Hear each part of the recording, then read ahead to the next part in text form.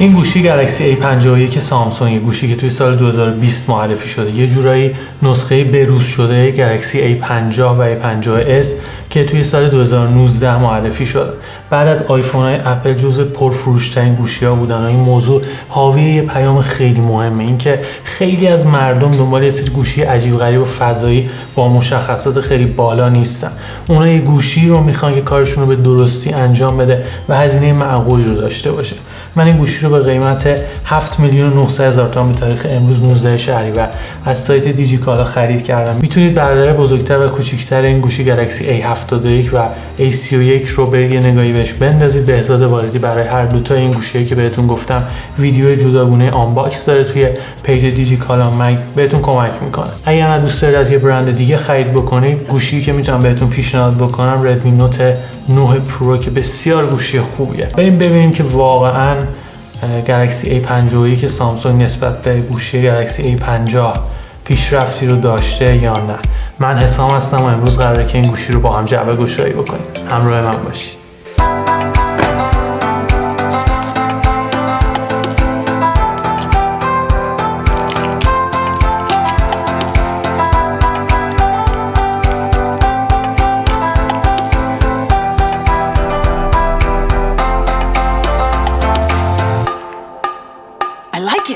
از دیزاین و طراحی این گوشی شروع میکنم. بدنی که کلا از جنس پلاستیکه و یه فریم فلزی اون رو در بر گرفته.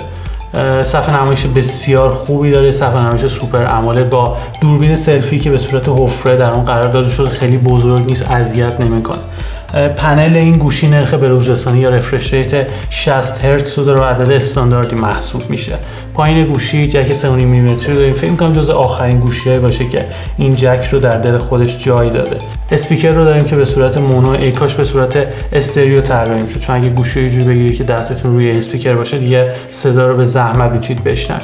پورت تایپ سی رو داریم که خوشبختانه تمام گوشی‌ها دیگه دارن سوئیچ میکنن روی این پورت. کمتر گوشی میتونید پیدا کنید که پورتش همچنان میکرو یو اس بی باشه. سمت چپ یه جایگاهی وجود داره برای مموری میکرو اس دی و 2 تا سیم کارت که همزمان از سه تاش میتونید استفاده بکنید. سنسور اثر انگشت این گوشی زیر صفحه نمایش تعبیه شده، اما من به شخص سنسورهایی که به صورت فیزیکی روی گوشی قرار دارن رو ترجیح میدم. بیاید با هم رو راست باشیم. سنسورهایی که به صورت فیزیکی ان سرعت بالاتری دارن. تجربه شما از این ماجرا چیه؟ البته یه راه دیگه هم برای آنلاک کردن گوشی وجود داره، اون به صورت فیس آنلاک صورتتون رو تشخیص میده و گوشی باز میشه. پردازنده این گوشی هم که اگزینوس 9611 که نسبت به ورژن قبلی یعنی گلکسی A50 که 9610 بود یه پیشرفت خیلی کوچولویی رو داشته، اما میتونید نرم افزارها و گیم های مختلف رو به راحتی روش تجربه بکنید. اما اگه گیمر هستید و به صورت حرفه‌ای میخواید گیمینگ رو داشته باشید، پیشنهاد میکنم که به فکر گوشی با سخت افزار قوی تر باشید که خیالتون از این موضوع راحت باشه. یه باتری 4000 میلی آمپری توش تعبیه شده که خب واقعا ظرفیت بالایی و قشنگ 2 روز جواب میده. بریم برای تست این گوشی و ببینیم که عملکرد دوربیناش به چه ترتیبیه. خب میرسیم به دوربین های این گوشی. دوربین اصلی 48 مگاپیکسلی که به صورت واید و یه دوربین اولترا واید 12 مگاپیکسلی که هر دو تا این دوربینا بسیار کیفیت بالایی دارن. میتونید عمق میدان رو ببینید که توی دوربین اصلی به چه ترتیبیه. اگر یه ادیت مختصر روی عکس رو انجام بدید میتونید کارهای جالبی باهاشون انجام بدید، مثل همین عکس که دارید میبینید. حالت پانوراما هم توی این گوشی تعبیه شده و میتونید از اون استفاده بکنید، نتایج بسیار خوبی رو بگیرید. نایت مود رو می‌بینید توی دوربین اصلی و همونطور که بهتون گفتم گوشی با گرفتن چند عکس مختلف رو ترکیب کردن اونا نتیجه شبیه به این رو میده. اما روی لنز اولترا واید یه مقدار رنگ‌ها بیش از حد گرم و اگزاجره هستن. دوربین ماکرو رو داریم و می‌بینید که رزولوشن 5 مگاپیکسل چه عملکردی داره. به نظرم اگه توی نور خوب بتونید عکاسی بکنید نتایج قابل قبولی میده. تایم لپس میتونید رکورد بکنید با این گوشی با نرم افزاری که درش تعبیه شده، اما من از نرم افزار فریم لپس استفاده کردم که بهتون این قابلیت رو میده که خروجی با رزولوشن 4K داشته باشید. صحبت از 4K شد و ماکسیمم رزولوشنی که میتونید به وسیله A51 تصویربرداری بکنید، اما دقت بکنید که لرزشگیر توی این حالت اعمال نمیشه. با هر دو تا لنز واید و اولترا واید میتونید این کارو انجام بدین، اما به خاطر فاصله کانونی که لنز اولترا واید داره تصاویر یه مقدار نرم‌تره. اگر میخواید که استابیلایزیشن روی تصویرتون اعمال بشه، اون موقع باید با رزولوشن فول اچ دی تصویربرداری بکنید. می‌بینید که نتیجه به چه ترتیبیه و تصاویر به شدت نرم هستند.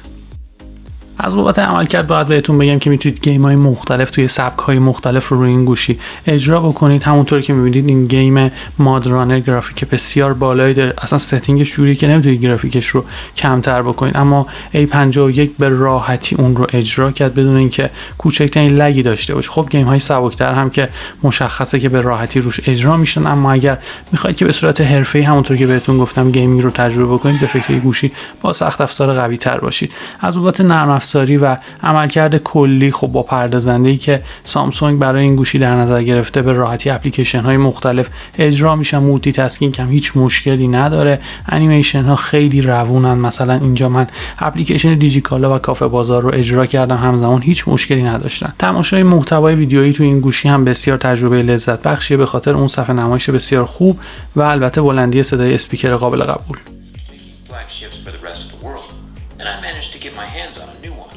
رابط کاربری وان یو آی 2 و اندروید 10 روی این گوشی نصب شده، اما همونطور که میدونید سامسونگ تا 2 سال دیوایساشو ساپورت میکنه، پس بنابراین به زودی شاهد آپدیت شدن این گوشی به اندروید 11 خواهیم بود. گالاکسی A51 که سامسونگ نه یه صفحه با رفرش ریت بالا داره، نه شارژر وایرلس داره و نه گواهینامه آی پی که اون رو در برابر آب مقاوم بکنه، اما همچنان بسیار گوشی خوبیه. کمپانی‌ها برای گوشی‌هاشون اولویت‌های مختلفی رو در نظر میگیرن. چیزی که سامسونگ برای A51 در نظر گرفته یه صفحه نمایش بسیار خوبه، دوربین‌های قابل قبول و البته باتری با ظرفیت بالا 4000 میلی آمپر ساعت که اینا اگر جزء اولویت‌های شما هم محسوب میشه، حتما این گوشی رو توی لیستتون قرار بدید. ممنونم از شما، نظراتتون، کامنت هاتون، مواردی که کمک میکنن، انرژی میدن برای اینکه هفته به هفته ویدیوهای بهتر رو تولید بکنم. مرسی.